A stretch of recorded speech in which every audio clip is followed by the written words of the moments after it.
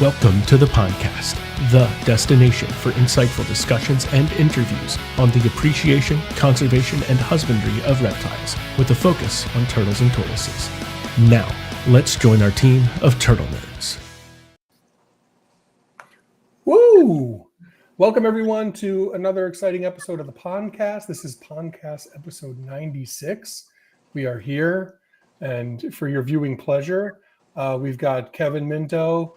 Everyone knows Kevin, fan favorite, because they get to watch Anthony make fun of him live all the time, and then he becomes the martyr that everyone loves. I'm not jealous. It's okay. We have Emily with us again. Emily, what is this, episode number 4 for you? 3, 4? I think so. I think 4. That's big. Yeah. It's like the months are just rolling by. It's terrific. Yeah. This is amazing. And we have our esteemed and wonderful guest with us. We're really excited to bring to everyone Miranda McCleaf, who is a field person extraordinaire. And I just used that word earlier before we went live too. Apparently that's my word for the night. And also just a role model and a person who has many talents and many interests. And we're going to talk about all those today. So Miranda, thank you so much for joining us. Thank you. It's fun to be on. Right? It's the real deal. We're really doing it. This is the real deal. Yeah. And Miranda, this might be the first time I've ever actually talked to you versus email or whatnot. I think so. So nice to meet you. Yes, you too. It's messed up, Kevin. You could do better. I'm sorry. See what I mean? That's right. I've let everybody Kevin, down, Everybody hates me because I mess with Kevin so much. I'm embarrassed. It makes it too easy. It's been a long time coming. You're wearing a hoodie that has your design on it. Can we see that? Yeah. So Can we start with that? Yep. This is one of the ones that I designed for the TurtleRoom bonfire sales, and I had a lot of fun making that one. Yeah, it's beautiful. It really captures it's for anyone who's listening to this later on the audio only version, it's a wood turtle, and it's got kind of like the woodland and the stream kind of pictures. I don't know, the composition behind it, and then the wood turtle is large and in charge right in the front, the foreground of the design. It's pretty great. And Steve just reminded me, it's one of our best-selling designs ever. So kudos to you. That's awesome. Yeah. Did you paint that? Sorry, go ahead. No, Miranda, did you paint that? It's digital art. Okay. I do a lot of that nowadays because it's easier to clean up to just do it on a Photoshop and with a drawing tablet. Mm-hmm. Okay. Really but cool. I'm not sure if it's super clear, especially from this, from just a small visual of it. But the shape of the actual habitat is Pennsylvania, so it's kind of hidden, and I did that on purpose. But it's cool. Yeah, subtlety. I don't think I knew that.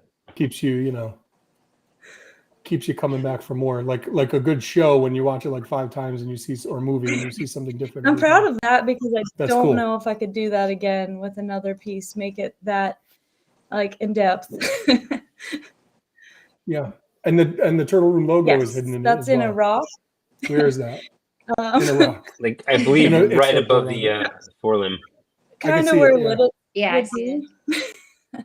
That's cool. Yeah. It's like a cool turtle-shaped shadow. That's really cool. Yeah, so you do this artwork, which is really cool, and I think there's a lot of people kind of in the reptile space that do artwork as well. I don't know, as a kid, I was always that person. Like I'm drawing, and I'm making the sound of the dinosaur as I'm drawing it, and I'm really into it. And I always wanted to draw those things that I was really into, Yeah. So, is that just kind of something that's always been with you, and that you continue to do now into adulthood? I think so. Yeah. I did start to draw pretty early, but it was always animals. Pretty much always animals. Yeah. And I've only seen your work for turtles. Are you working on other types of animals as well? I have started up a couple. I guess it was mostly 2019 when I sat down over the winter and just cranked out a whole bunch of more or less little clip art animals for the wildlife center where I volunteer. Okay, tell us So- about that. I wanted to ask about the Wildlife Center too, so that's a good segue. Tell I us feel like- about that and what that brings, what that looks like for you. Yeah, a lot of my things do end up cycling back around because everything's very connected in my space. But so I back in 2017, I'm kind of new to the place that I live, and I realized that there's wildlife rehab in Virginia, like everywhere, and I didn't know that from Pennsylvania. So there was a box turtle that got kind of hit on the property that I live on, and I brought it to them because I looked up, okay, there's a place that takes the box turtles that get hit by cars or hit by machinery. And I went there and they took him in. I don't know if that one made it. I've taken other ones, but I then decided I'd volunteer there. And sure enough, I'm still there. That was 2017. So I mostly stay in the turtle room. Tell everyone, I'm just like, well, I'm just gonna be in here. So if you're looking for me, The rescue has a whole room dedicated to turtles. I think it's called the reptile room, but most of the animals in there are turtles. So, and they're mostly box turtles. So it's just That's what I like to hear. it's just Take it funny over. because we refer to that room where the turtles are. That's really cool. Mhm. Awesome. And so also, I think you've this is where you have this kind of really unique and multifaceted kind of animal life. You told us before we came on live, you have some puppies in the room with you that we might hear like yelping in the background. Mhm. Like that's one part. You are a field person. Which do you have a master's degree? I do. Mhm. Miranda, I knew that, right? What's the degree in? It's technically ecology and Okay. biology, but I would have just said biology, so I'm happy I asked. yeah, I thought I knew that somewhere in my brain. yeah, I don't remember what it officially says, but when people ask, I pretty much studied spotted turtle habitat. That's the cool. coolest. So whatever you want to call it, spotted turtles. I have a master's degree in I spotted mean, turtle habitat. That was my thesis, so I'm I like, can't think of a that's cooler. what I did. That's so cool, right? Yeah, amazing. And then also you have this job with the state in Virginia where you're an inspector and you're kind of overseeing plants and beekeeping and like Mhm. I think you said something about logs or something like that. Does that have to do with like spotter lanternflies or something like Oh, that? it does. Yeah. Yes. So I'm going to get into all of this stuff. So I didn't mean to go in any direction at all. That's kind of like we're 8 minutes in here. I just want to give kind of like the overview of where we're going. So now everybody who's viewing kind of knows where we're going with that. And I think it's so cool. You have so many cool things going on. So let's start. Where were we first? We were with the rescue, and then we started to talk about your experience, your master's degree. And I want to spend the bulk of our time, if you don't mind, talking about field work because our viewership is mostly not primarily, not only, I should say, not exclusively, but mostly hobbyists who keep turtles and enjoy keeping turtles, that sort of thing, and other reptiles and stuff like that. But you're out there doing, I think, what a lot of people dream of doing, which is having the opportunity to go out and really spend time in the habitat with these amazing animals that some people would dream to see in the wild. So what is that like for you? And what about it is so special to you? Yeah, I think just from an early age, like I would go down, I lived in front of an orchard, and there was a pond that I was always pretty much wandering to, and there were painted turtles. So I started out like as probably a high schooler, just walking myself down to this pond in the middle of an orchard and looking for the painted turtles, and I would see if I could catch them, see if I could, not take any data really, but observe them. And that was pretty fun. So I think, I've always just been like wandering around looking for reptiles and amphibians. But then in college, I really figured out that, hey, I want to be wildlife conservationist. And then I went and found a professor that wanted to do turtle research. So he was looking for research students. So I went and actually, I guess first I did a semester of field herpetology in June of one year. And I got to stay at a field station. And then I never wanted to leave the field station. But I did a lot of little projects with that. So I did surveying a river for just whatever turtles that we came across. So I guess I should mention that was Jeannie out of college. Give him a shout out. All right. Yeah, so that's a small little liberal arts school in Pennsylvania.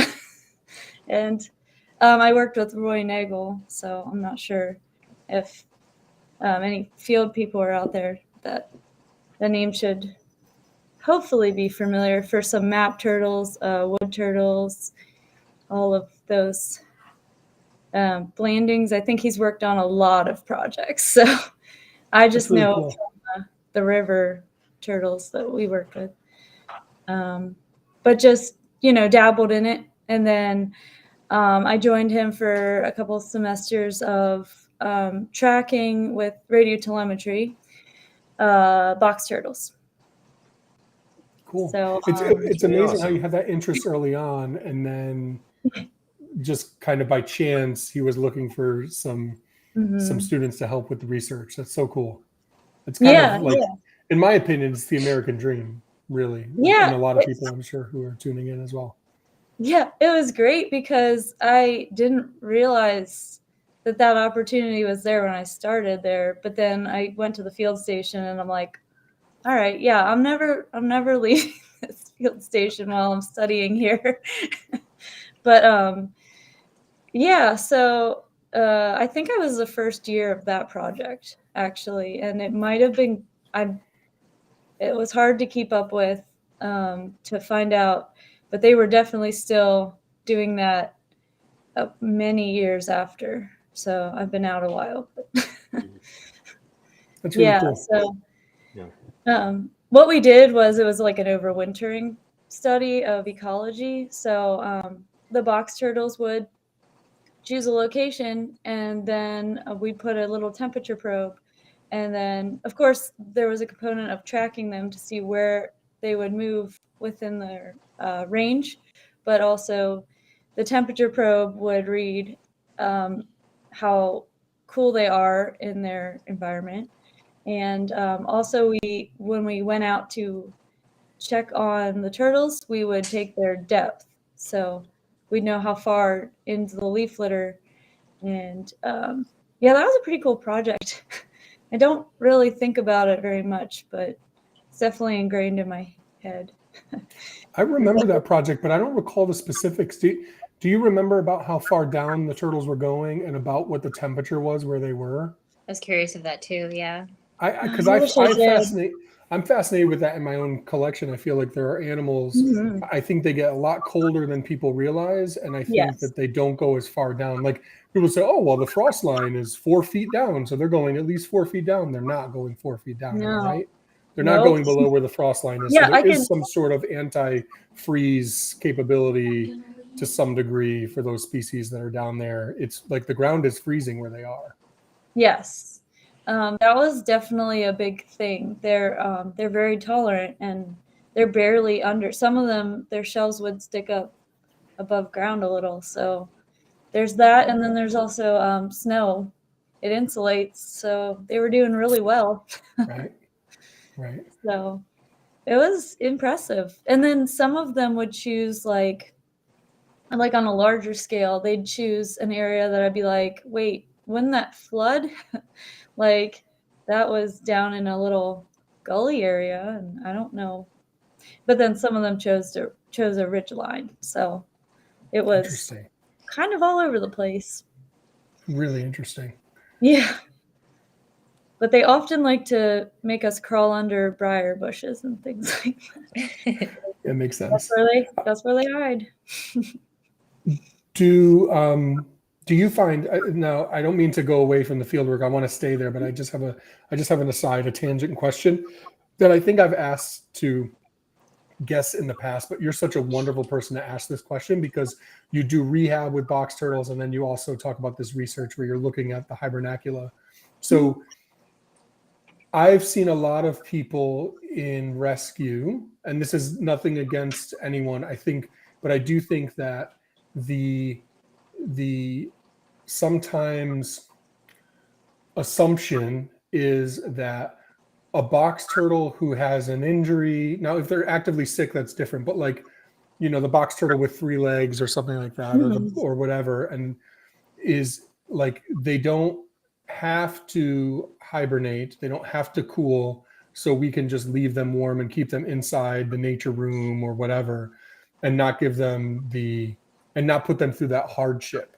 Now, I'm of the belief, and you don't have to agree with me, I'd be totally fine if you disagree with me, but I think that the cool down is part of their natural biology and something that helps aids in their health and their longevity. I mean, I wish I could take a nap for 5 months, 6 months, but would you agree with somebody who does a lot of rehab and maybe sees some of these animals stay warm year round versus the animals in the wild that are cooling off as a really important part of their natural biology?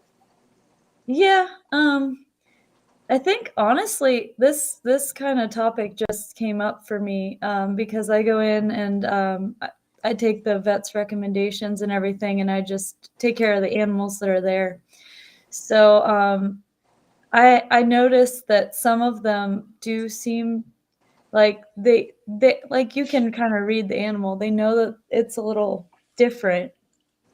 And by that point, since we have in Virginia, we have a hard release date of May 1st, and animals that go into care anytime up until October 1st, and they aren't healed by that date, or any animal that comes in after that, they don't get released until May 1st. So that leaves a lot of animals that are just hanging out over winter. And so based on space-wise and getting everyone in a room that's warm, they are kept that way right now. Sometimes some turtles go in another room or something if there's too much, not enough space or something.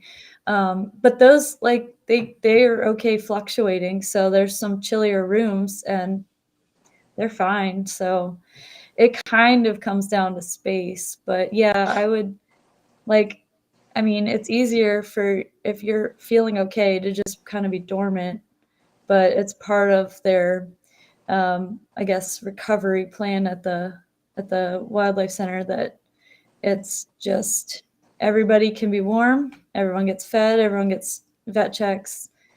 But yeah, it does depend. Like some of the animals are okay to. It's an interesting one. Yeah, Yeah. and I see, and it's kind of a polarizing one too, and that's why I bring it up. Well, So- and one year I know we tried it. Like I remember because I was very interested to more or less observe and study them, because we did put them in totes in the cooler room that we measured the temperature in that room, and we watched to see if turtles would go up and down in the dirt. So that was exactly, I remember that year because I was like, wow, I studied this like in the wild. Yeah. But how amazing is that? That's really cool. Yeah. What a resource for you to be there. I know. Volunteering, right? Yeah. Volunteering. Yeah, You actually it was studied really it in the cool. wild. But That's I don't crazy. remember the reason why we didn't do it anymore. But I know like we had some mold problems and that kind of stuff. So maybe it was like questionable on some of them. if they were really feeling it. Yeah. Because I mean, all the turtles get hit at different times, or they get sick at different times. So, And I think it's a continuum, like a spectrum, right? Like, yeah, so you have a certain amount of animals that would probably benefit from the cool down, and then you have animals that maybe, if you are on my side of things and like, oh, just cool them all, then there's going to be some that don't make it, and that's a really obviously a sad thing and something that you're not trying to have, have yeah, happen, so. yeah. So it's Yeah, it makes just sense. it was a yeah. Miranda, So- did you? so- Sorry if I can ask a question. Sorry. Yeah, it's fine. Did you find, or do you find that if you're like when they're brumating out in the wild and you're finding them, do they tend to have ear abscesses?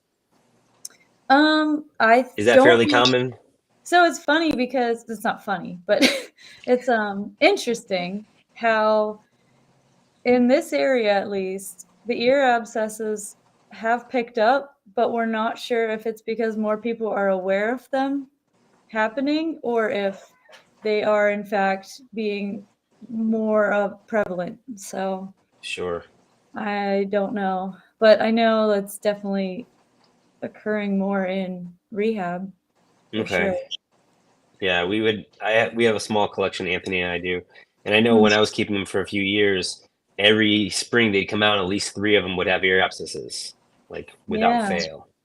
So that's Oh, that's that's interesting. an interesting way to think about that, because we as a rehabber could learn more from people who keep these species, because it's weird how the worlds don't ever interact.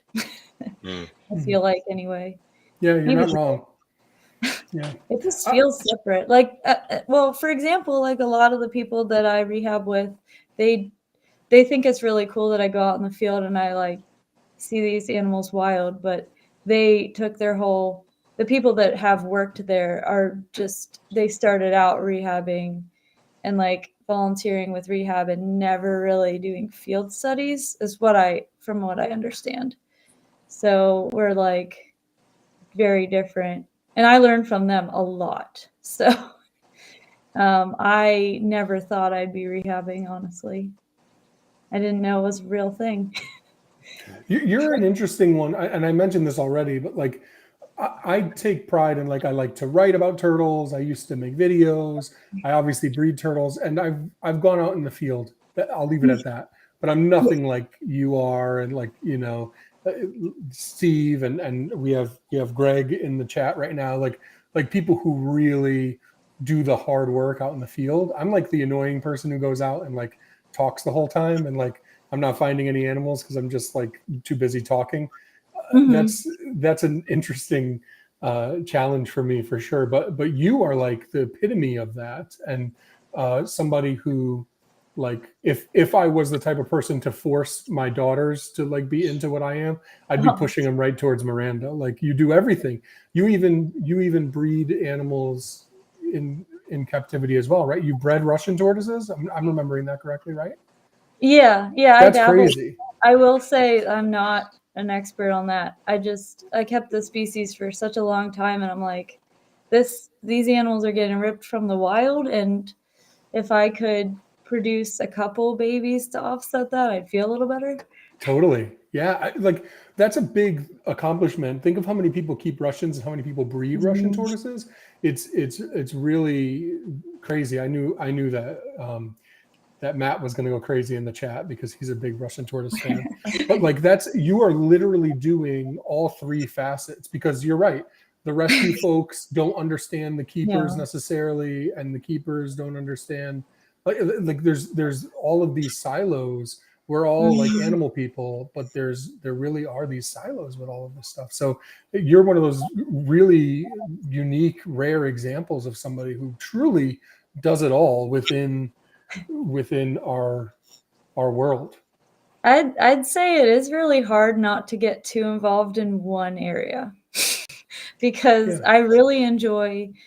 I would say my favorite is the field, because I get to see those animals in their natural element, their happy, wild, and I get to observe them, put them back, and see them again later. So I like that the best.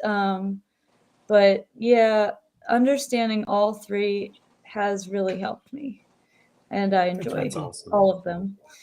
Miranda, I can't tell you how excited I am to get to go out in the field with you guys in the coming weeks.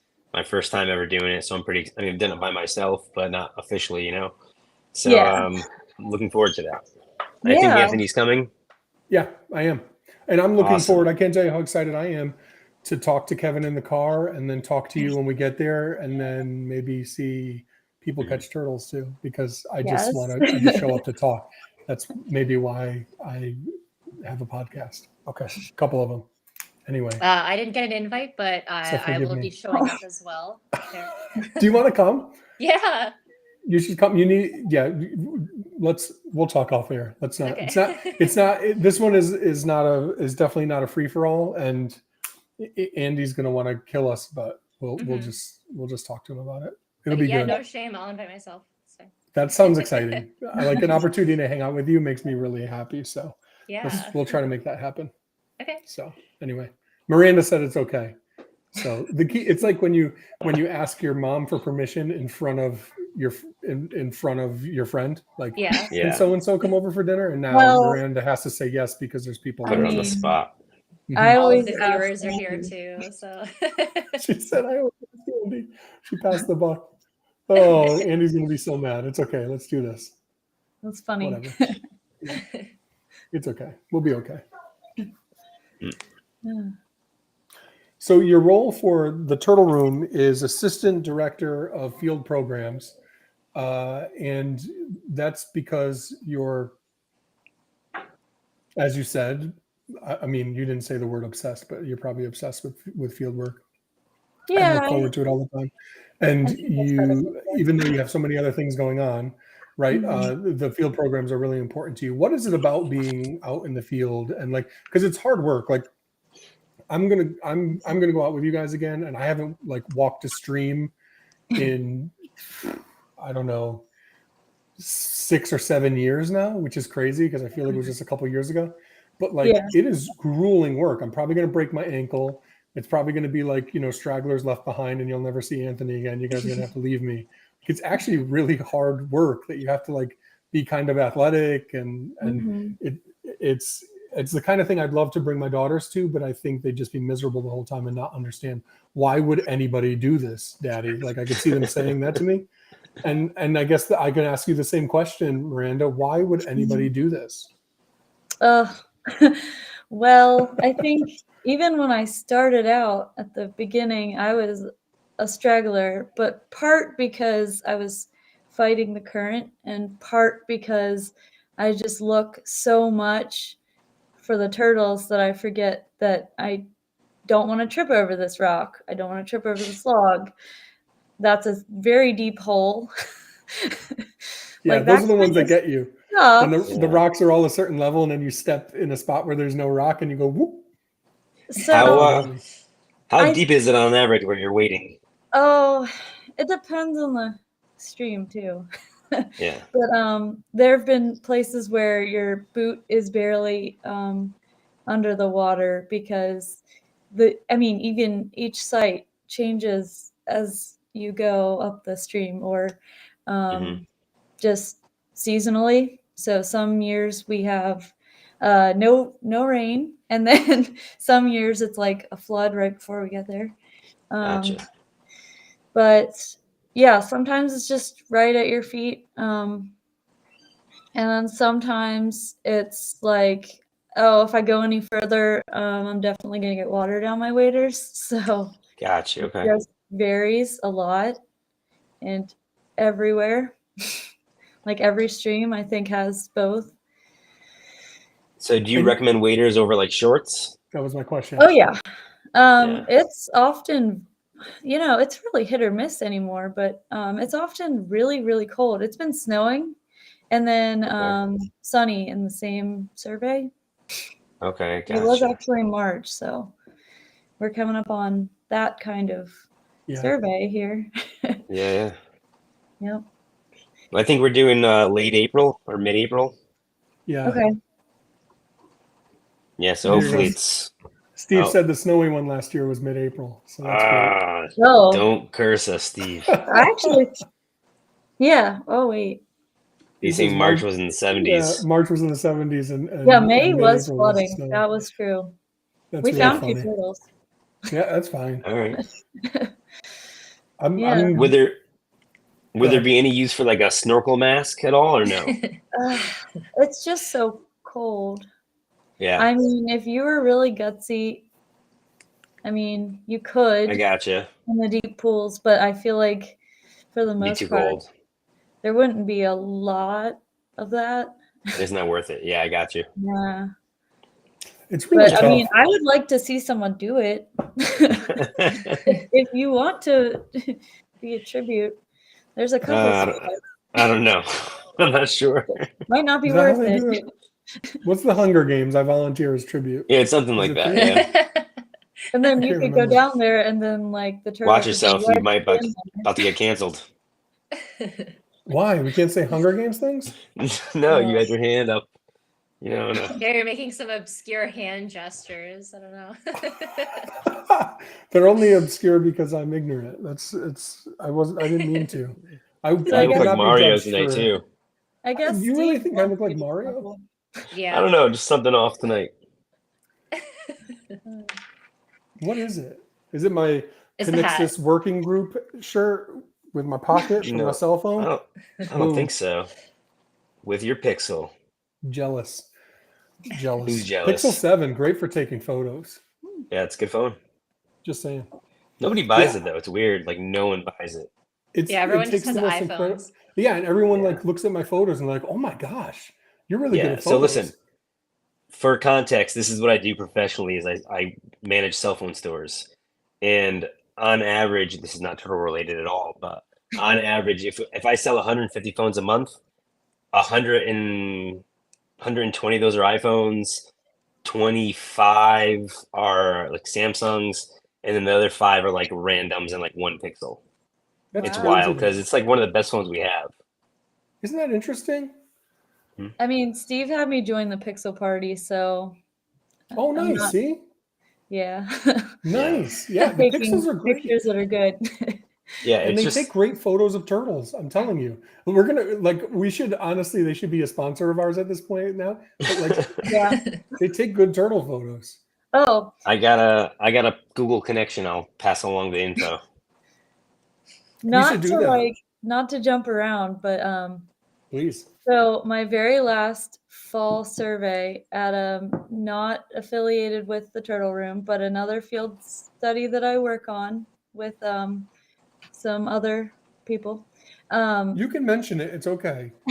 This is if it involves turtles. So it's Jordan Gray. So he's been on here and before. Jordan was instrumental in helping us start, the Wood turtle program for the Turtle Room, and we love Jordan. So please, no one's off limits, and he wouldn't be he's a ham. So actually, so it's his survey, but we were out there without him, and it's the very end of the segment and everything, and I looked down, the rest of the group's up ahead.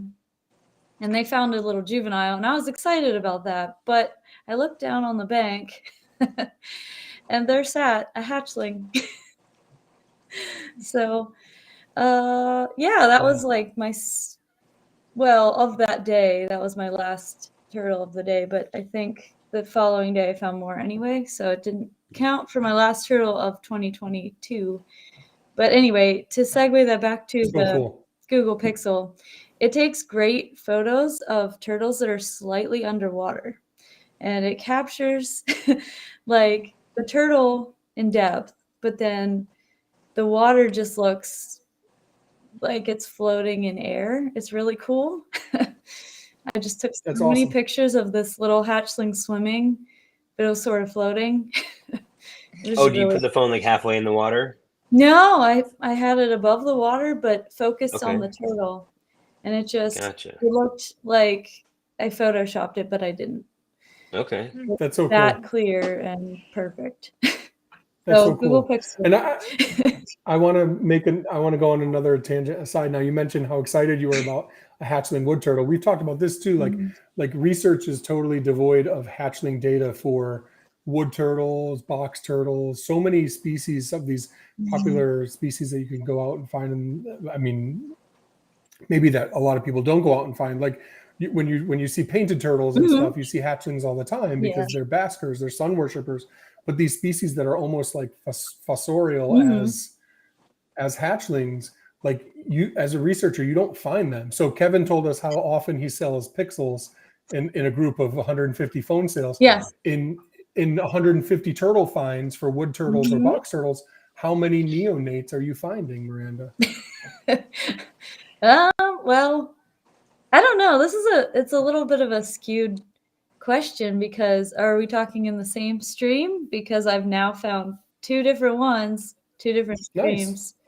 Awesome. I think I've only ever found, I found a dead one at a different stream. So three streams, Sorry. three different hatchling neonate turtles. Steve in the private there chat we here go. says, yeah, they've only found 2 hatchlings in the 100+ animals that they found at that one site. So I think like you don't realize, you would think that they're everywhere because one clutch contains all these hatchlings, but the second they hatch out, they go right into hiding and you're not finding them, which is always so interesting. The first thing someone will tell you, like, I got this hatchling box turtle, how do I keep it? Well, actually I was at Hamburg and I picked up a Florida box turtle excuse me, for our group here, and just because like the price was right and it was a pretty one, and I'm like, whatever. And the guy was like, okay, well, let me tell you about this. So here's what you need, and he's telling me the whole thing. And of course, the first thing, the number one thing is these guys need really good UVB light. Like they really need the light. And I was like, okay, great. And I disagree. I think that bright direct light will scare the living heck out of a little turtle. Like I can't. Can you imagine being a little wood turtle and being in bright light? Like it's going to live its life in some muck somewhere where there's like invertebrates and humidity and everything else. But I mean, I've spoken about this before, but I thought that it was really interesting, and that's something that happened recently that kind of went right along with that. And you saying that, it even makes it even weirder that the last one that I was referring to of 2022, that was that little hatchling, it was taking a quick bask. I'm pretty sure it was out in the sun for a second, and then like there was a lot of cloud cover that day. So I'm like, okay, why are you out here? It doesn't make sense, but it just, it's so bizarre to have. I don't know. It's like I should play the lottery, probably. It doesn't make any sense. Awesome. It just logically doesn't. You have really good eyesight too? That probably helps. I think it's like a search image, but at the same time, some days my brain says look for a smaller turtle, and some days it's like, all right, just the big ones. I know exactly what you're talking about. That's so interesting. Do you ever find yourself thinking, how often do you just walk right over one and and you don't see it? Or like I would find like if there was a superpower where like in my brain every wood turtle was like hot pink when I look for them or something, like just if my eyes could do that, like the Predator or something, like I would just see there'd be like these there'd be like these I'm gonna turtles. sound a little dorky here, but I think sometimes when I go out in the field, I have already convinced myself that I'm going to find turtles. I have like a moment in the car, like on the drive there, where I'm like, yeah, it's gonna be a good day. I'm gonna find them. And then I get out there and there'll be like a spot, and I'm like, this is probably a spot. And I just like vibe with it. I don't know. I have like another sense that just means that since I want it that bad, I don't know, it just sort of happens. And one time I was going along, it was the end of the day, end of a survey, and I was going along, the group is up ahead again. That happens a lot, I think. And I'm feeling my hands along the bank, and there's like a depression underneath a log that's been there a while. And so I stuck my hand in because I'm like, oh, this looks like a really good spot to just hunker down right now. And there's like leaves and everything. I had no eyes on this. I just put my hand in it and I was feeling around. and I felt the edge of a shell, and I'm like, okay, there's a turtle in here. And then I glimpsed the corner of it, and I'm like, okay, it's really here. Like, I'm not crazy. I just put my hand in some leaves and pulled out, and I held it up, and it was like a 2 or 3 year old. I don't remember. I think it was only 2 because it still had speckling on the plastron. So I was like, wait a minute. I really just reached my hand into some leaves and pulled out a turtle. It's That's awesome. so cool. You manifested it. That was my favorite. I was like, I don't know how that happened. So I'm the exact opposite with Miracle. finding wood turtles. My local spot where I know they live, Mhm. I've gone 20 times like looking for them. No. Never find them ever. Oh. The times where I'm just there like on a hike with my family, they're just like Mhm. in the field in front of me. And I'm just like, this is ridiculous. I hate this. Huh. But it's still great to see them, you know? So I'm Yeah. looking forward to seeing you guys do and like actually like the tactics you guys do. So maybe I can try that in my place locally to take some photos. Maybe you're just hyper focused and it's not helping you. Maybe you just need to let it. Yeah, I don't know. I guess. No Because clue. I don't know. The turtles definitely don't always do what you think. Like Yeah. oh, today they're all in the water. Nope. Okay. They're all over the place. Yeah. So interesting. I think some days we go out there and it's like capturing a moment of like they're moving back and forth from the water to the land. It's like it's an interesting accidental snapshot of their movement. And you know, you can't look at the big picture because unless we put transmitters on all of them, we don't know how many times they decide, hey, I'm going to the water today. Okay, I'm on land again because the weather's weird. I've looked for them on transmitter before. Have you before, Miranda? Sorry? Have you looked for them on transmitter before? Oh, yeah. Yeah.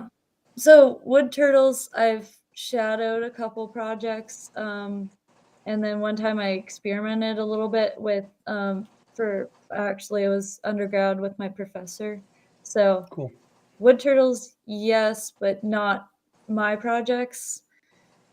But they're probably pretty similar to the spotteds. They didn't What's move so as much. interesting about that for anyone who hasn't done it is it's like now you know where the animal is, the specific animal, and you can track it right to a spot. And then even though you know you're standing right over it, look for another half hour because where the heck is this thing? It's like it's dug in this one spot. And that's where it gets you thinking when you're out and you're not using the transmitters, like, where the heck are these things? I'm sure I'm stepping on them right now and I just haven't noticed. It's so interesting. Really interesting. But then another thing too, and it's not necessarily like the turtles are being what's the word I'm trying to think of? It's not like they're interacting on purpose. They're sort of just there's a really good location and they just all go, hey, this is a great spot. Maybe some of the males are there because of females, but not necessarily. So a lot of times you have a transmitter on one and then the rest are just like, oh, this is a great spot. So we're all just hanging out. So that's one way to find more than, I mean, I'm not saying like go out and do that, but if your research project allows that kind of methods, because you can, I think in my spotted turtle paper, I think I ended up calling it casual encounters of the spotted turtles that I saw while I was out tracking other turtles. And that population was not big. So it was very needle in a haystack type thing. Sure. I can imagine, yeah. Mm-hmm. So I apologize if this was answered earlier, if Anthony asked this. What type of like formula do you use to determine like a population size? Because just, you know, you never know exactly how many are actually there, you know? Well, I actually never looked at that myself, but Okay. I mostly look at habitat in most of my, or like ecological aspects. But population is fascinating. I just don't know, like there's a lot of math involved. I gotcha. And I didn't get into that too much. I looked at like habitat use a lot Okay. and small behavioral things usually. Okay, awesome. Yeah. But I will say the spotted turtles, they had a weird history because they were an isolated population. But the history was I was researching them because my professor kind of suggested it because at one point there was a timber harvest, and then I think it was 10 years later, a former student radio tracked them. And so she did 2 seasons, and they were kind of incomplete seasons, but it was a lot of data, and I was really happy about it. And she tracked them and during the summer of each year to find out where they were going in their small little home range, because they didn't leave the vernal ponds. They didn't go far away from those. And then 10 years after her study, my professor's like, hey, why don't you track spotted turtles? And I'm like, yeah, I'll do that. And then I took her data and I found the same animals and unfortunately they were not reproducing that I could prove, which was terrifying. But they were all adults, popped transmitters on most of the same individuals, and found a bunch of the old ones. I think there were only 2 or 3 that I didn't find. And then there were 2 that I found for the first time. So where did they come from? They were adult males. So then I took that data and I compared it to 10 years ago to see what parts of the habitat they used, because it was a successional forest. So there were some areas right near the ponds that were left large canopy trees, and the areas that were clear cut or select cut were growing back in. So it was really cool, and I never published about this, so I'm kind of sad because it's a very useful thing to compare 10 years apart with the same turtles.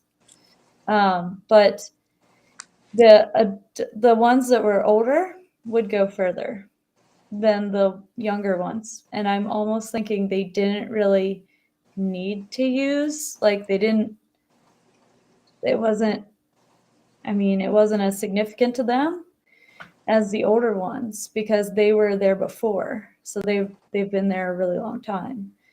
Actually, can't age a very old adult, but I know they were very old. So Interesting. it was like one of those moments when it's just crazy. 10 years apart, you're looking at the same exact turtle and you can track him his whole summer, 2 different years that are 10 years apart. It was like one of those moments where you're like, how am I able to see this? But like, I need to, I really should have published it. That's incredible. Yeah, Steve in the chat says birds and the bees. Yeah, that's see why the that. older ones are moving. I was going to ask if you were talking about juveniles when you were saying the younger ones weren't moving. Oh, Did you mean younger as in not mature yet, or younger as in just they're younger young adults? adult. They were already adults. But yeah, they were adults the first time around because I got transmitters on, but they were ageable to some extent. And then the really old ones, absolutely no telling. So I guess, yeah, I mean, younger adults. So none of them, and I never found a nest. So I was really upset not finding that. What do you But enjoy looking for more, spotted turtles or wood turtles?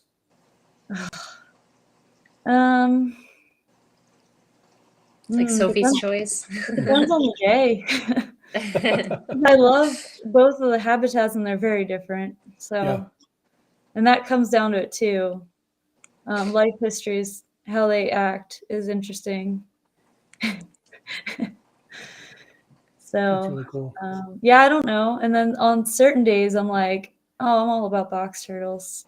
That's cool. I I can walk understand. outside the house and accidentally step on one. I understand. Box As turtles a are my favorite to look keeper, for. it's not like I'm choosing just one species, so I understand. Yeah. Can I just ask a question? Because this fascinates me. I've had this in my brain since before we even came on.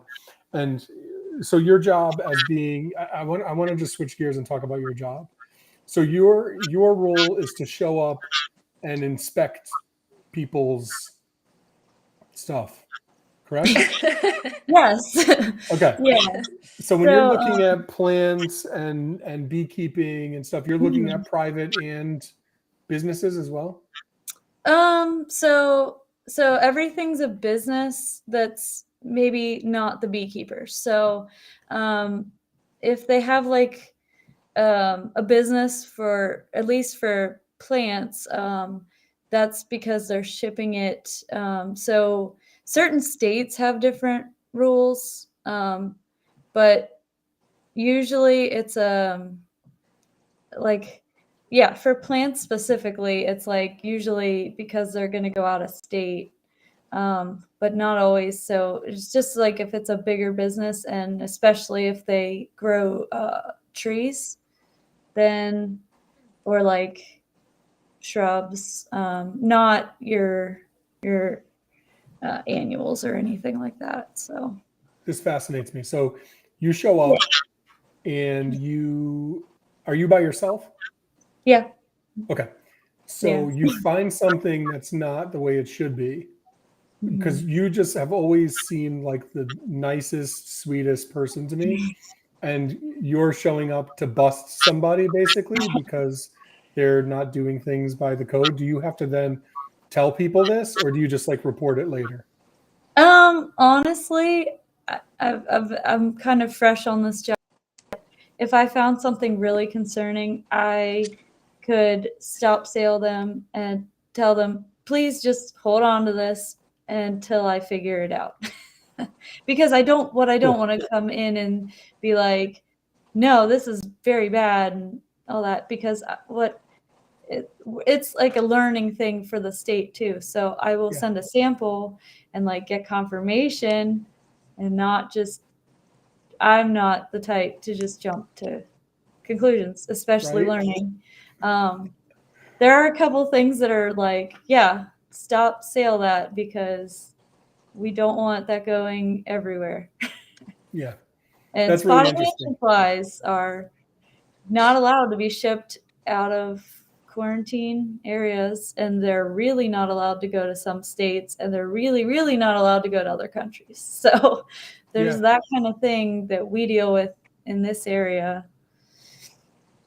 Yeah. So And when that you're was, looking for them, you're looking at like firewood and stuff like that to see if there's signs of them. What do you look for to know if they're there? Are you just looking for the adult lanternflies, or is there some kind of like eggs or something like that you're looking for? I have no idea. So I don't know how many of my coworkers look at firewood specifically, but like in theory, I guess if a company was selling it and they were maybe heat treating it or something, and it was going all over the place, then it's more of like a storage and like making sure their records say that they're heat treating. So like lumber, we get to just read moisture meters that tell us, hey, this has too much water content, and they didn't do it right. So I've never seen that. So Oh, interesting. if they heat treat it or kiln dry. Mm-hmm. Isn't that interesting? Now that's an invasive species. So for all you red ear sliders haters I out there, know. that's an invasive species. Bugs We are haven't terrible. we haven't really seen a lot of them in Connecticut, although they are here. And I went to a Hamburg show. I guess it was August, and my family came along and like stayed in a hotel while I went to Hamburg by myself, like any self-respecting adult. And they were everywhere. And I was at Burger King, again, like any self-respecting adult. And I'm watching as this guy is walking into Burger King, and he looks down on the ground and he stomps on this bug. And I was like, you sick bastard. I was so mad. I was ready to get out and fight this guy. Like, you're just going to stomp on a bug. It's outside. And I got out and I was, excuse me, I was all upset. And then I saw what it was, and I'm like, oh my God, the lanternflies. I totally forgot about them because they're not as much of an issue in Connecticut. So that's crazy. I don't know why I told you that story. Like, I guess I'm not asking a question. I just wanted everyone that I know remembers their first. I feel like they remember when they first saw it. And actually, I was at a turtle survey in Pennsylvania. There you go. And we were getting dinner afterwards, and they were covering this little maple. And to me, I know the people in the area know about it and everything, but it was a couple of our in our group the first time we saw a spotted lanternfly, and there were quite a few on this little tree. So we formed a circle around the tree and started kicking the tree. So if people saw us do that, they wouldn't understand what we're doing, except maybe in that area where the bugs were already really bad. So it was just funny to me of a group of people standing around a tree kicking it. It's weird. Isn't it interesting? Like my kids are growing up in a world where these weird Southeast Asian stink bugs are the norm. And I mean, I grew up catching any bug that I could catch in a jar, right? And observing it, lightning bugs, which are tougher to come by these days, or, you know, and everything else that I could find. And I never saw any stink bugs. So I did some research and was just, you know, Googling some self-research because I'm so smart. And finding out like they actually came, you know, in the in the mid 90s, but then more we're seeing like in the late 90s. That's like a new species that wasn't really here, that I think was first seen in Pennsylvania or New Jersey. And now we have these these lantern flies, bugs, whatever the heck they're called, spotted lanterns. And like my kids are going to grow up with these things being the norm and the things that they catch in jars. That's so crazy to me that's the situation. Yep, that's very true. And it is weird because, I mean, even you saying about catching bugs when you were little, I bet most people did not catch honeybees out of their yard and put them in a container. Okay, I want to know about that. I can't remember a podcast that has had better natural segues at the right time. So I definitely want to ask about that too, because you do harvest your own honey and have honeybees, right? I realized that I was meant to be a beekeeper as a kid because I would catch them. But so I always kind of wanted to be, I wanted to keep bees because it's a science and an art. And they're very interesting insects. They'll do things that don't make any sense until you're like, well, they could do this one way, or they can be the complete opposite, and somehow they succeeded. That's really like cool. Whatever they were trying to do, they did it. And it's funny because people have been keeping bees for thousands of years and still don't understand them. So right now we're dealing with a mite crisis because I guess back when I was a kid, there weren't mites. And now we just have to treat with every method of treating bees to fight the mites. So how do you treat that? There's a couple different methods. There's oxalic acid, there's formic acid, and then there's like some more passive ways of doing it. But it's usually, so oxalic was a vapor, and then there's some drip treatments and some strips that you just put in the hive and you leave them for a little while. So it's putting a pesticide with your bees. But I will say most of those do not go with the honey, so it would never be. As long as the beekeeper is being responsible, they treat in the late fall and winter. So, yeah, honey.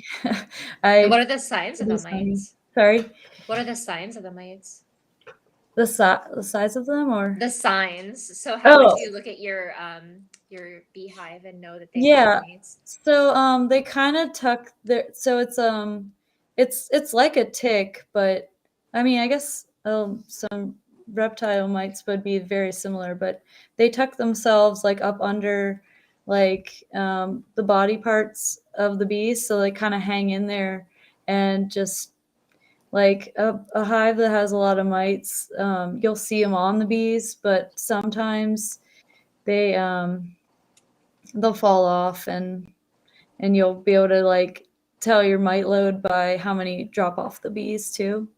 So the bees, so there's a couple breeds, I guess you can say, of bees that are hypoallergenic, and they clean themselves. So they bred that into some of the breeds where they take care of their own mites and they'll clean them off each other. But not a lot of, I don't think a lot of the breeds, and I have mutts, so they're Italian and or other things. Your bees are mutts? Yes. I've never heard of them referred to like that. So cool. Yeah. Okay. I think most bees are at this point. How do people start? Like, how do you just say, like, I want to buy bees? Yeah. That's really, Or do you just go, like, so you're just collecting some now? I really recommend that people go find their local beekeepers, or like get a mentor, and or find their local club. So we definitely did that route, and honestly, a lot of things can be answered with YouTube. But and trial and error is a very good method, because it's recommended to get your woodenware, build it, paint it, set everything up, get either a package or a nucleus, which is a small colony from a beekeeper that's local to you, so that it overwintered. And then you set it up in your hive, and it's recommended to get 2 or 3, just so resources can be shared between hives if one hive is struggling. So yeah, definitely use your resources around you, like ask questions and trial and error. So if you had 3 hives, like you were saying, and one's struggling, do you intervene and share resources? Okay, I didn't know if like the bees were like cool with each other. No, so actually the other bees will just rob your weak hive. They'll come in and they'll take all the resources and they'll run back to their hive. Gotcha, they're jerks. They're not nice. Yeah, they're really not nice. They're just like us. Yep. Soon as someone's struggling, you just run in and steal their honey, so to speak. Well, I watch these videos. I'm always fascinated. Like somebody calls and like to an exterminator to get rid of the bees, and they've been there for a long time. And like this woman comes in and like she puffs some smoke in their area, and then now the bees are calmer or whatever, and she's like grabbing handfuls of bees and they're all over her and she's moving them. Yeah, it's and terrifying. Then she sees the queen and she takes the queen and puts it in a little container thing and then moves it, and now the whole hive, the whole crew, is the hive the thing or the group? I don't know. The whole group of bees, a colony, follow the queen. Yeah, the colony. Yeah. Follow the queen to the new spot. Yes. And now they're there. And she's doing this and she's covered in bees and she's totally fine and not scared. Yep. And like, I'm not scared of a bee, but I've 2 times I've stepped on like a yellow jacket's nest. I know yellow jackets are not honeybees. Yeah. But 2 times I've stepped on their nest and got the crap beat out of me. Oh man. One of them was when I was doing some turtle work with some German turtle enthusiasts. I don't have that experience at all. Like I don't know. That probably helps. Yeah. I don't know if it's just me being extra aware or whatever, but yeah, so I've definitely gone on swarm capturing missions, and it's usually, it goes somehow very wrong, but the goal is if you do catch, you get a hold of that queen and you're like, okay, you might be shaking them off the tree or something for a lot of tries, and they'll just go back to the tree because you didn't get the queen. But that one time you get the queen, to shake her into the box, or, you know, like scoop up some bees and put them in a box and you have the queen, then they all just form a line.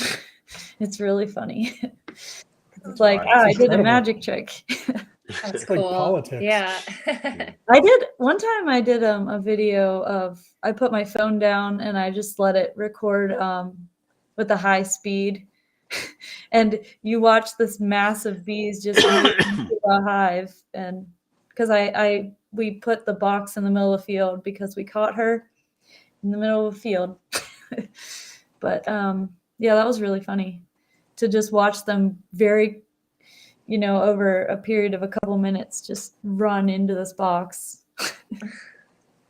So cool. Mm-hmm.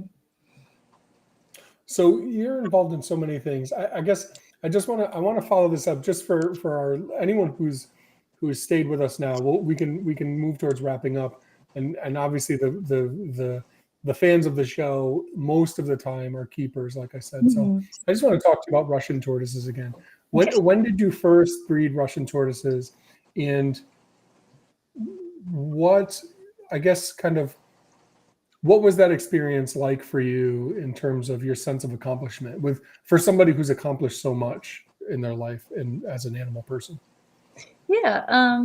Well, I remember, so I had, I got a bunch of my adult tortoises around the same time, and I think I only downsized with one, but I had a weird ratio anyway because I didn't know that the one was going to be a male. But anyway, so the adult ones that I bred were the 2 that I had the longest, and I think they I think I put them outside because they're more comfortable there, but I just let them interact a couple times, and then I was just like, okay, maybe she'll lay eggs. And then I think the first year she laid duds, and I was like, oh, I did something wrong. But I didn't know because I just knew my animals, and I'm like, wow, she's never laid eggs before. But then after that, I think I had 2 that didn't really thrive. They hatched, but they didn't thrive. So that was kind of a dead end. And then I believe I upgraded. So I want to say most of this was all from the same breeding because I didn't really put them together a lot because I knew the female would just like get stressed out. So I didn't really. And then the male that I have, he's kind of dopey. His name is Darwin, but he's not the brightest. So so he's actually, I don't know, kind of like laid back in the end. But I think I may have just had the 2 interact a little at little intervals, but always when they're outside. And then she just every year, like clockwork, she would lay eggs mostly in April to June. And then sometimes it'd be once a year, and sometimes it would also be in August to, no, that's not right. September, October, November timeframe. So I was just picking up that if I was going to look for eggs, they would be during those times. My favorite was when she laid 5 eggs and 4 of them were good. And I had 4 little hatchlings at the same time. And I was like, how did she fit that many eggs? Because she's not that large. But it's amazing sometimes. Yeah. So it was one of those things where I was like, well, I didn't know at the beginning of keeping Russian tortoises that they're just all being wild caught.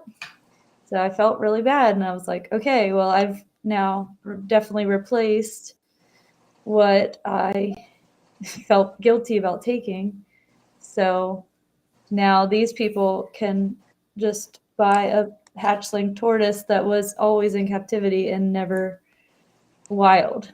So I've had, I don't even know how many over the years, but she hasn't laid in the last 2 years. So I'm not pushing it just because I don't have a lot of extra time. But it was cool. The incubating process I candled along the way, and I could see them develop, and that was really neat. But this is an interesting thought, and one that I think that a lot of people have said many times. But I was just kind of, as you were talking about it and kind of reflecting on how cool this is. mm-hmm. I think in terms of the turtle world, besides like Fly River turtles where nobody's hatching them, Mm-hmm. but I don't even think it's probably like someone hatches matamatas. So I think there'd probably be a higher number of those too. So I think what I'm trying to say is the amount of people who keep a species, and I'm just talking about turtles, the amount of people who keep a species versus the amount of people who breed it. Mm-hmm. And I think in my mind, Russians are at the top of that list. Yes. They might be the tip top of that list, because even if we talk about like the really difficult to breed species that have a reputation for being difficult, like what comes to mind, Kevin? Any thoughts? What comes to mind as a species that people keep that they really struggle to breed?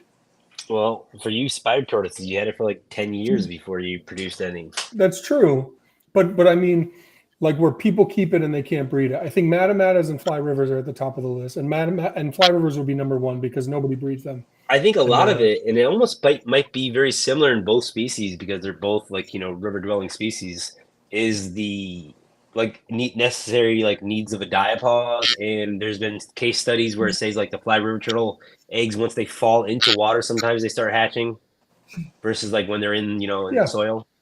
Yeah, but I mean, not even that. I guess just like what are seen as like being the toughest, because fly rivers don't count because they're widely kept. But the animals that are kept are not captive bred. They might be captive hatched from some eggs or something, and then smuggled into the country or whatever over the years because they don't come in legally anymore.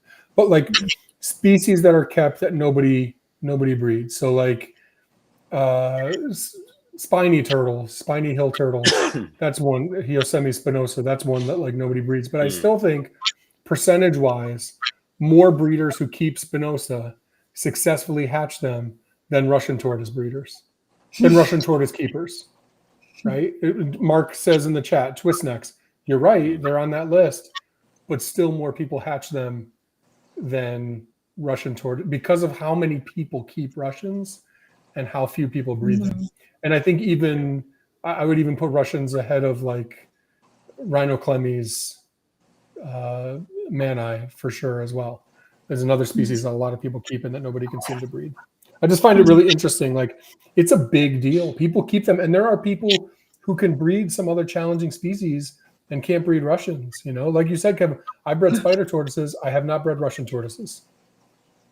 So there you go. I've also not bred red-eared sliders or sulcatas, but successfully. So it's a really cool thing, and I think you have this kind of. I'm not saying you're like Forrest Gump, but I'm saying this this life experience where you've been involved in all of this cool stuff that a lot of people would be jealous of or have tried to be involved in, haven't been able to. and you've accomplished a lot in all of these different areas. And I think it's really inspiring, and it's really cool. So anyway, that was my props to you for what you've done with Russian tortoises and everything. Yeah, I mean, I'm having fun, but I'm also, everywhere, all over the place. So. Yeah, I'm sure it's really tough work. I'm sure there's days where you're tired and you've committed to too many things. Yeah. And you still find a way to do what you love, and you still find a way to make art in your free time, like you have any free time. It's really inspiring. I was gonna say, it seems like I had anticipated coming on this podcast and saying, oh man, I wish I had more time to do that a lot. Like I thought I'd be saying that, and here I am saying that, but I didn't yet. But that is where I'm at with everything, because I don't not take on a project, and I don't stop a project. Right. So it shows.